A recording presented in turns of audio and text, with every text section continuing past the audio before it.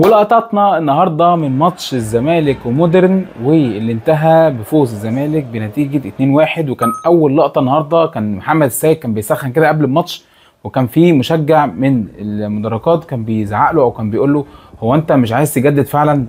فدي كانت لقطه كده من اللقطات برضو اللي هي فيها تحس ان في الجماهير بتحس ان فيها نوع من او نبره العتاب يعني. ففي كمان بقى ايه خوان الفينا خد احسن لاعب في المباراه. وبعدين بقى اللقطه دي يا جماعه ده طلع قصير قوي يا جماعه. يعني عبد المجيد وهو ماشي جنبه تحس ان هو قصير قوي يعني. طب في كمان خوان الفينا كان بعد الجون الاول بتاعه عمل فرحه هستيريه، وتحس ان هو بيلعب في نادي الزمالك بقاله 20 سنه وراح جري على الجمهور. كانت فرحه هستيريه جامده جدا جدا بعد اول هدف ليه في مباراه الزمالك ومودرن النهارده. جون ادوارد النهارده وصل المباراه في الدقيقه 25، ودي كانت برده كانت لقطه كده ايه يعني، كان جاي متاخر ممكن كان بالك كانت زحمه ولا حاجه. في بقى احتفال خاص في الجون بتاع شيكو بنزا، حصل فيه ايه دويتو رقص كده جميل ما بين شيكو بنزا والفينا في الجون الثاني بتاع الزمالك في الشوط الثاني.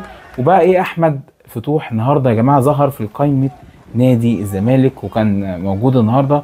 في كمان بقى ايه اعتراضات حصلت من دكه مودرن كده بين الشوطين، كان في لعبه كده كانوا عاملين يعترضوا عليها فيها. في بقى فريرا مدرب الزمالك كده كان بيشجع الفرقه في الشوط الاول والشوط الثاني كله، يعني كان ما عادش اصلا على الدكه.